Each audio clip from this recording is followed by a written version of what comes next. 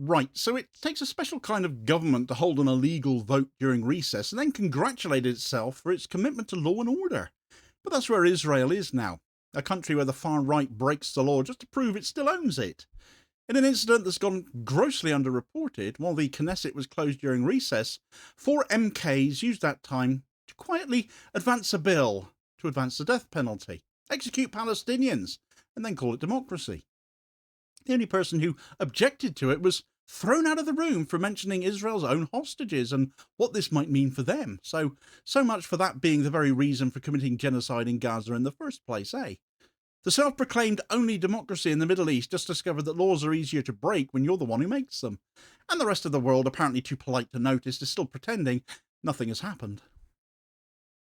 Right, so this incident took place about a week ago now, 28th of September, whilst the Israeli Knesset was still officially in recess. But this is still very much an ongoing matter, and still very few in the media are actually talking about it, and I find it incredible that they're not, quite frankly. 5 members of Israel's National Security Committee, one of the most far-right committees in Israel's history, over half of the representatives on it either belong to Bezalel Smotrich's religious Zionism party or Itamar Ben-Gvir's Jewish Power, gathered in a side room and did something they were not permitted to do. They held a vote. 4 of them raised their hands in favour of a bill to impose the death penalty on Palestinians convicted of killing Israelis. 1 voted against. He shouted, "Shame on you, there are hostages," and was, as a consequence, physically removed from the room. That brief exchange tells the story of a state that has stopped treating legality as a boundary and started using it to do whatever the hell it likes. The Knesset's own legal advisor had already issued a written warning that any vote during recess would be null and void, but it made no difference. The far right that dominates the committee, that has got Benjamin Netanyahu by the comb over, held the vote anyway, recorded the result, and issued a press release celebrating it as progress. The 4 votes in favour came from Zvi Sukkot of religious Zionism, Limor Son har-melech, and Yitzhak Kreuzer of Otzma Yehudit, and Boaz Bismuth of Likud. The absent member, Zvika Fogel, is a retired general and a close ally of Itamar Ben-Gvir, and he stayed away to allow some veneer, some pretense of procedural distance. Gilad Kariv of the Democrats, the only member of the committee not part of Netanyahu's coalition, was the one who got thrown out. The optics of democracy being thrown out of the room fitting all too well.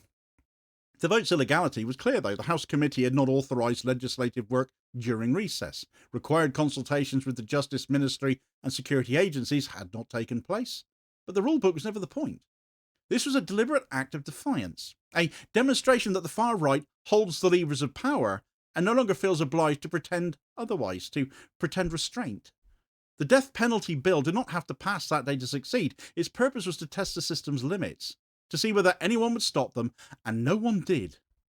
The text the committee advanced is pretty blunt too. It mandates death for anyone convicted of killing an Israeli out of hostility towards the state of Israel or the Jewish people.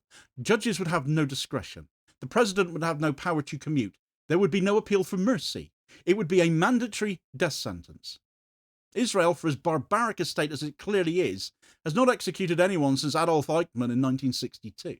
The symbolic existence of the death penalty on the statute book has always served as figurative rather than literal, a clause that exists but is never used. But this bill reverses that tradition. Its wording ensures that the law applies almost exclusively to Palestinians, of course, as well. Israeli perpetrators who kill Palestinians, even in ideologically motivated attacks, would not be covered by this. The bill thus transforms collective vengeance into law and formalises a racist double standard that has long operated informally anyway. Limor Son har-melech, a settler who lost her husband in a 2003 ambush, introduced the bill as deterrence. But deterrence is the pretext, not the motive. For the far-right faction she represents, punishment is identity. The act of imposing death is meant to reaffirm control and sanctify Jewish victimhood as state policy. And Ben-Gvir has demanded this law for years. It was a condition of his 2022 coalition agreement with Benjamin Netanyahu. No death penalty, no government. The clause was written into the coalition contract alongside promises to expand settlements and weaken the judiciary. When the government was formed, the death penalty became not a policy discussion, but an article of faith. The Knesset's legal advisor's written assessment was very clear. The committee lacked authority to vote, its session violated procedure, and its product had no standing. The chair, Zvi Sukkot, convened it anyway. The press release followed within hours. What mattered was not legality, but spectacle. But to grasp the significance, you have to understand what the National Security Committee has become. This was once an administrative body overseeing police and civil defense coordination. It is now a vessel purely for Ben-Gvir's ideology. Sukkot is a settler activist from Yitzhar, known for his involvement in price tag attacks against Palestinian villages. Har-melech, the bill's author, campaigns on sanctifying Jewish blood. Yitzhak Kreuzer, another Otzma Yehudit member, is a Ben-Gvir loyalist who has called for total war in the West Bank. Bismuth is the former newspaper editor of Israel Hayom, and he provides the establishment gloss representing Netanyahu's party. But together they form a bloc united by the belief that the only real constraint on power is hesitation. The committee has already passed measures to expand administrative detention and restrict prisoner rights. The death penalty bill is not a deviation, it's the logical continuation of a 2-year project to align Israel's domestic security apparatus with far-right ideology. This was not a misunderstanding of parliamentary procedure, it was an open challenge to it. The Prime Minister's office quietly asked the committee to delay. Ask them nicely. National Security Minister Ben-Gvir told them to proceed, and the chair obeyed Ben-Gvir, so who really is in charge here? The vote was also held over objections from Hostage Affairs Coordinator Gal Hirsch, who warned that passing such a bill during negotiations could endanger Israelis held in Gaza, and that warning was ignored as well. The act itself became a signal to Ben-Gvir's base that the far right can overrule legal counsel, security experts, and the Prime Minister himself. In this worldview, illegality is no longer a crime, it is proof of authenticity. To break the rules in the name of the nation is the highest virtue now. When rule-breaking becomes the measure of conviction, democracy ceases to restrain extremism. It becomes the stage on which extremism performs its legitimacy. This bill has to be acknowledged in terms of what is happening inside Israel's prisons right now as well. Since Ben-Gvir took office, conditions for Palestinian detainees have deteriorated sharply. Food rations have been cut, canteens closed, water access limited, family visits banned. After the events of October 7th, 2023 were escalated by Israel, detainees' numbers tripled. Administrative detention, imprisonment without charge or trial, became the default tool. Entire wings of prisons were converted into isolation units. By the middle of this year, Israeli human rights groups reported severe malnutrition, untreated disease, and physical abuse in facilities such as Ofer, Ketziat, and Damon. The Supreme Court's July ruling confirmed that prisoners were being denied adequate food for prolonged periods. The court ordered the state to supply 3 meals a day, an instruction that should have been self-evident but had to be enforced by litigation. At least 36 detainees have died in custody since October 2023, many showing signs of starvation or neglect. Families often receive bodies weeks later, if at all. The prison system has effectively become a slow-motion execution mechanism already. The death penalty bill, therefore, doesn't introduce a new moral principle. It merely proposes to formalise what the system is already doing in practice, a system Ben-Gvir is in charge of. Ben-Gvir and his allies justify these measures not in legal terms, but in religious ones. They cite scripture about divine justice and vengeance. In their rhetoric, executing prisoners is not punishment, but purification. The law becomes sacred when it eliminates impurity. This fusion of faith and state power explains their disregard for procedure. Parliamentary rules, judicial oversight, and legal counsel are secular obstacles to divine mandate. Holding an illegal vote becomes a religious act, obedience to a higher order.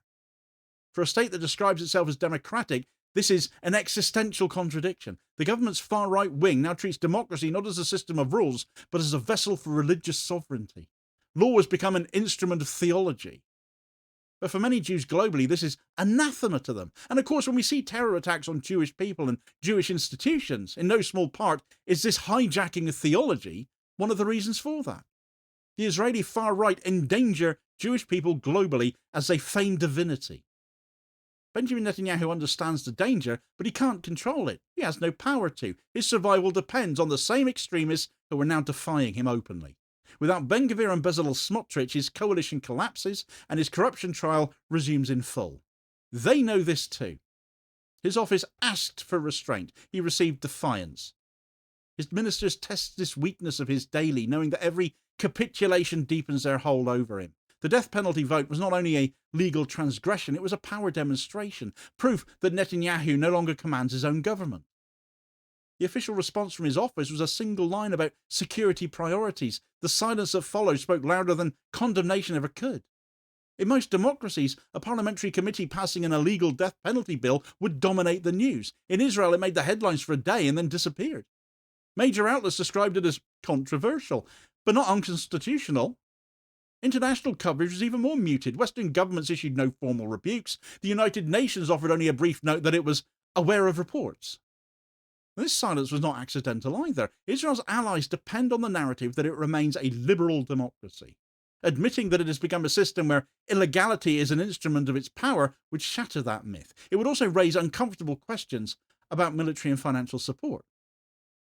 Domestically, opposition leaders avoided confrontation. Yair Lapid called the timing unwise. Benny Gantz said nothing. Only Gilad Karif spoke plainly and he got thrown out. Even outrage is now regulated, it seems. The normalization of illegality through silence is the mechanism by which all democracies end up decaying. It happens not with coups, but with shrugs. The meaning of this event lies not just in the vote, but in what it represents. It shows that in Israel, illegality has become a governing method now. You can see the same logic in the conduct of the Gaza war. Back in August, Israel declared 600,000 people in Gaza City to be potential targets and cut off supply routes from the south. Collective punishment was repackaged as security necessity. When a state treats the Geneva Conventions as optional abroad, it soon treats its own laws the same way at home. The illegal vote that took place was the domestic echo of the bombing campaigns in Gaza. In both, the principle is identical. Might defines right. Western governments that still call Israel a partner in shared democratic values, therefore, are complicit in this erosion too. Every dollar of aid and every statement of ironclad support reinforces a system where democracy survives only as a slogan now. The Knesset's legal department can still declare the vote invalid. The Supreme Court could strike the bill down if it proceeds, but those formalities will not undo the damage. The far right has learned that the cost of illegality is negligible to them. Even if the bill is voided, the precedent will still stand. Once an institution performs illegality without repercussion, it creates its own permission structure. Each repetition feels less extraordinary as a result. The rule of law erodes not through repeal, but through habituation. And this internal collapse of legality has international consequences as well. Negotiators in Doha or Cairo can no longer assume that Netanyahu can deliver on his word, not that he exactly has much of a track record on that front anyway. But if one branch of his government advances execution laws while another pleads for hostage safety, credibility does evaporate, doesn't it? Foreign mediators already know the real power lies with Ben-Gvir and Smotrich now. They dictate the coalition's boundaries and can collapse it at will. That makes diplomacy basically impossible. No ceasefire or exchange deal can hold when domestic politics reward defiance more than compromise. Look at where we are with Trump's peace plan right now. Hamas accepted most of it. Netanyahu will torpedo it the minute Ben-Gvir or Smotrich demand it so. Israel's internal fracture has therefore become a regional security threat now. Its inability to restrain its own extremists destabilizes not only Gaza, but the entire negotiation framework of the region. The death penalty vote reveals a state that no longer sees law as restraint. It sees law as a flag, something to wave whilst dismantling the meaning behind it. The committee's decision to ignore legal advice was not bureaucratic chaos, it was a statement of philosophy. Legitimacy now flows from ideology, not from process. For years, Israel's defenders insisted that its courts, its civil service and press would always restrain its extremes. That argument no longer holds. The institutions remain in place, but their authority is now ceremonial, broadly speaking. They exist to absorb illegality, not to prevent it anymore. Outside Israel's borders, the same mentality governs policy. Just in the last few days, tanks blocked the final road south out of Gaza City. Israel's army warned residents that this was their last chance to leave before intensified bombardment. Hundreds of thousands remain trapped. The linkage between internal lawlessness and external siege is pretty obvious now. The same government that ignores legality in parliament ignores it in war. Not that this has ever been a just war. It's a genocide, of course.